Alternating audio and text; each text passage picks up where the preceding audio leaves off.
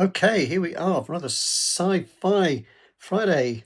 To come out of skies, I'm the author Michael Campling, and I am reading Dalgy for Gravity, a Brent Bolster space detective adventure, the first one in the series. I won't hold up the cover because I can, but this is an old cover. It hasn't had this cover for ages. I just need to get myself a copy of the much newer, much fancier cover. I will crack on. If this is new to you and you're just coming to this now, do have a look back for episodes 1 to 3. This is episode 4. And you can get the whole thing, podcast, videos. A good place to look is authormichaelcampling.substack.com, and you can find the other links from there. But searching on, say, YouTube or Spotify, wherever you are, if you look for Sci-Fi Friday with Michael Campling, you should be able to find it. It's quite an unusual name. My name, that is. Okay. Chapter 4. Dalgy for Gravity, read by the author, Michael Campling. Chapter 4. Globon Space Station, the Gamulon, Earth Orbit. When Brent came around, the world was a blurred muddle of soft shapes in muted colours. He rubbed his face with both hands, scraping the dried mucus from the corners of his eyes, but it didn't make much difference. "Goddamned alien," he muttered. "He must have sucker-punched me, knocked me out cold." He sat up, running his hands over the thin mattress beneath him. Wait, this wasn't his bed, was it? He squeezed his eyes tight shut and pinched the bridge of his nose, trying to force his throbbing headache into submission. It almost worked, and when he opened his eyes, the room resolved into a gloomy cell, its only exit a barred door, and its bare, steel-plated walls spattered with smeared stains. "I sincerely hope that's blood," he thought, and his brain stopped backpedaling furiously and took a faltering step forward. He hadn't been hit, but abducted, zipped from his home and dropped into this filthy dump. His hands went to his throat, but the restrictor collar had been removed. "That's something," he mumbled. "What is?" Brent leaped to his feet, his bleary eyes searching the shadows, but the only light came from the fitful glow beyond the barred door, and the far end of the cell was swathed in darkness. "Who's there? Come out!" "Stay calm, cowboy," a soft voice purred, and slowly a dark shape detached itself from the shadows. "My, you're a delight first thing in the morning, aren't you?" Brent squared his shoulders and sucked in his stomach. The woman was tall, with the build of an athlete, and yet somehow impossibly elegant. Her long, dark hair fell in loose curls around her face in a way that accentuated her finely sculpted cheekbones and dangerously dark eyes. Her dress was long and full, the bodice clinging subtly to her upper body, and the skirt's generous folds hinting at the length of the woman's legs. The dress was cut from a silky fabric with an almost undetectable sheen, and its colour was a shade of indigo so deep that it seemed to have been spun from the purest moonlit sky of a midwinter night. The cell was bleak and badly lit, but the woman, just by taking a few steps, dispelled the gloom and sent the shadows scuttling for the farthest corners of the room. She was a vision of beauty, a wondrous apparition. And by some miracle, Brent managed to stick out his hand and say, Brent Bolster, private investigator." The woman stepped closer, close enough for Brent to inhale a trace of her perfume, the delicate scent setting his senses on fire and giving his libido a gentle kick in the coccyx. She took his hand. Oh dear. She took his hand, her grip firm, her palm perfectly dry, and as she shook his hand, she looked him squarely in the eye. "Brent," she said, "like the oil." "Pardon me?" Brent felt his jaw drop slightly, and he knew that he must look like a buffoon, but for some unaccountable reason there wasn't a damned thing he could do about it. His motor control, usually lightning fast, had abandoned him completely. "Olive?" he offered. "Sunflower?" "Crude." She let go of his hand and laughed, the sound as soft as a tigress licking the ears of her favourite cub. Brent crude. It's a type of oil. Well, it was, back when there was such a thing. Right, it was a joke. Yeah, I get it. I never heard that one before. Brent forced a crooked smile and tried to change tack. You threw me there for a second talking about oil on account of how you don't look old enough to remember it. Oh, those were the days, huh? Not really, she said, her expression suddenly serious. Climate change, floods, droughts and crop failure. What was your favourite part? Did you prefer the food riots, or were the civil wars more your cup of tea? Brent ran his hand across his jaw. Well, forgive me. I was just trying to pay you a compliment, lady. It backfired.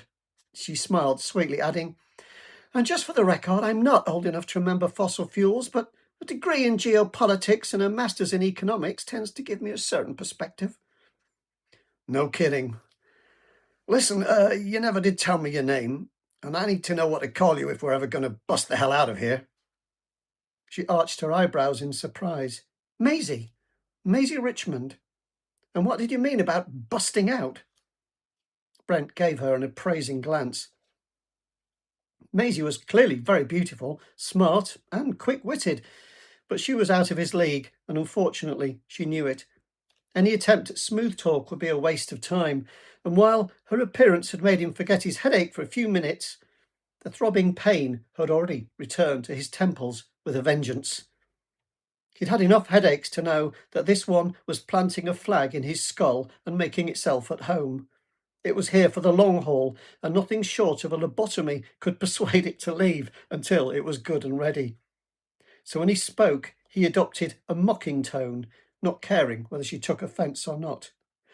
Busting out is a colloquial expression much favoured by those of us with a tendency to find themselves afflicted by adverse circumstances. For instance, it's the kind of thing I might say when locked in some lousy alien cell with a poor little rich girl. Maisie bridled. Rich? Who said anything about being rich? Oh, please. We're already cramped in here. There's no room for your sense of entitlement. To hell with you. I work for a living. Brent looked her up and down. Don't tell me you're a roustabout and it's bring your own ball gown day up on the space docks. Maisie ran her hands defensively over her dress. If you must know, I'm a researcher working for the UN, and I just happened to be on my way home from a fundraiser when I was taken. The UN is throwing a party to raise some cash? Geez, things are worse than I thought. Didn't our green friends pay out enough backhanders this month? For God's sake, you have absolutely no idea what the hell you're talking about. The UN is a fine organisation, completely independent from the Globons, and the only money we were trying to raise was for a charity that's close to my heart. She hesitated. Someone has to look out for the alligators. Since the Globons came, she sniffed, dabbing at the corners of her eyes with her knuckles. Gators, Brent thought. The Globons can eat every last one of the little suckers, and good luck to their digestive tracts. But he regarded Maisie in silence for a while. Maybe she wasn't such a bad kid after all. Her heart was in the right place, and if he was any judge, every other part of her body was exactly where he liked it. Maybe he ought to cut her a little slack. He rummaged in his pocket and retrieved a packet of tissues. Here, he said, offering her the whole pack. Don't worry, they're clean. Thanks. Maisie took the pack and pulled out a tissue, wiping her eyes and blowing her nose. These smell funny. Antiseptic, antibacterial, antiviral, pretty much everything. They're made especially for off-world military types. The grunts call them bio-wipes. They tried the name standard issue tissue, but it never caught on. Brent flashed her a smile, her cue to be impressed by his witty wordplay, but she didn't bite. Anyhow, they're very effective, very absorbent. Good for plugging bullet wounds, though I got that pack from a friend after they went past their expiry date, so I wouldn't bet your life they still work. Should be fine, though. Probably. Right, I'll take your word for it. She passed the packet back to him. "Oh, it's all right, you can keep them. You never know when they might come in handy." "Thanks, but I wouldn't want to deprive you." Maisie thrust the packet at him. "Please, I insist." "Fair enough." Brent took the bio wipes and pocketed them. "Probably just as well. There's a chance they're a little radioactive right now. They get that way once the isotopes... Oh, God, sorry. Probably just as well. There's a chance they're a little radioactive right now. They get that way once the isotopes break down or something." He caught the full force of Maisie's incredulous glare and shrugged his shoulders. "It's all cool, nothing to worry about." Maisie pursed her lips, then crossed the room, putting some distance between them. She leaned her back against the wall and stared into the middle distance, her expression blank. "I get the message," Brent thought, and he made a move of his own, strolling up to the door and wrapping his hands around two of the bars, giving them an experimental tug. The bars were solid steel, over an inch thick and firmly welded in place. Old Earth tech, he thought. Practically antique. I would have expected something fancier. The prison cell was like something from an old movie. There wasn't even an electronic lock on the door, just a simple handle and a hole for an old-fashioned key. Brent tried the handle, willing it to turn. He could almost hear the satisfying clunk it would make, the slow groan from the hinges as he swung the door open, the hug Maisie would give him when he set her free. God damn it! The handle wouldn't budge, and his daydream came crashing down. Right, new plan needed. Maisie let out a snort. That was your first plan? To stroll up and open the door? Didn't you think I'd have tried that already? Never overlook the obvious, Brent said. It's often the simplest things that come through. Lucky for you. Right. Brent nodded, then realized she'd just insulted him. Very funny. But at least I'm taking a look around. It's got to be better than just standing there waiting for the green guys to come and take us. Whatever.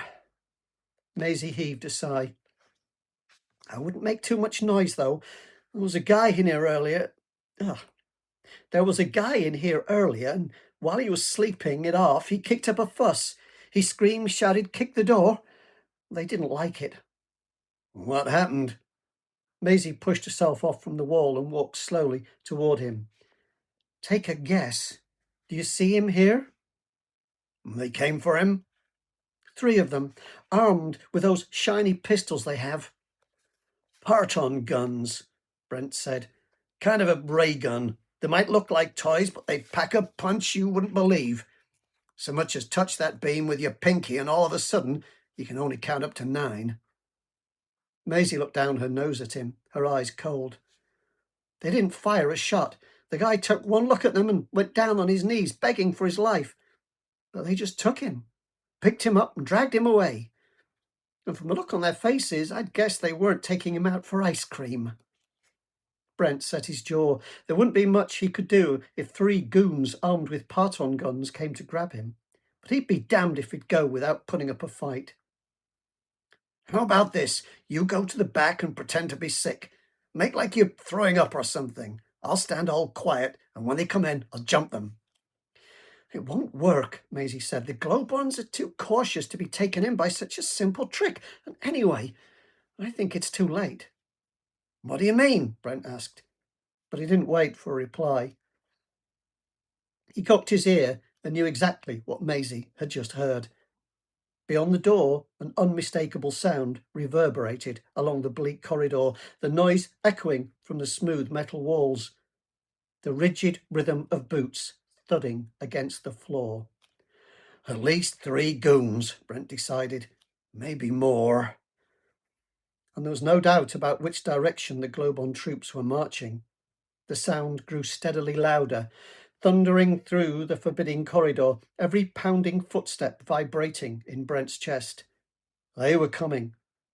And since Brent had heard no trace of any other prisoners nearby, he knew they were coming for him.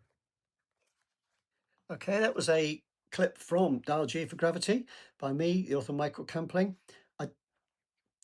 putting these clips together because I tried to do an extra chapter and it was too long, too much reading in one go, and I was making too many mistakes. So I'll start afresh with the next chapter next week on Science Fiction Friday. So do look out for Sci-Fi Fridays on Substack, on YouTube, on anywhere you get your podcasts. I really hope you're enjoying them. I do my best with the readings. I know there's mistakes, but they are recorded as live for real author authenticity. You know I'm not an AI because I keep getting things wrong. Okay, human narration. And I'm not a narrator or anything, you know, so they do a much better job. This, I hope, is a bit of fun, and getting the author to read it. And I hope it was interesting for you. The book, Dial G for Gravity, ebook, is available at local libraries. You may have to order it, but ask about it. And on Amazon, it's also in Kindle Unlimited, so you can read it for free if you are a member of that. Paperback, you should be able to find that in various places. It should definitely be on Amazon. And I hope you like it. And there are other readings if you want to see me reading more. There are several each week. There's Mystery Fiction Monday, Time Travel Fiction Tuesday, Thriller Fiction Thursday, and Sci-Fi Friday. And I'm going to make it on Substack now that all those emails aren't sent out. There'll be like one a week with links to each one so people can choose what they see and hear. And obviously, podcast apps are easier because each one is a separate podcast. I don't know if I've always made that clear, but if you look in podcasts for Sci-Fi Friday, Michael Campling, that should be enough to find it. And the other ones, Mystery Fiction Monday, separate podcast, and so on. Time Travel Tuesday, and Thriller Fiction Thursday. But if you look for my name, you should be able to find them. There's also a separate author podcast, but I don't tend to put much on that these days. There are some older episodes you may be interested in, and I will try and get that going. Maybe that's what I can do on Wednesdays, brighter Wednesdays. I don't know, we'll see. Okay, thanks very much for watching and or listening. Always lovely to have subscribes, likes, shares, follows. If you enjoyed it, if you know somebody else who might enjoy it, maybe you could tell them about it. Otherwise, I'll sign off. Hope you have a great weekend. Happy reading. Take care, and I will talk to you again soon. Bye.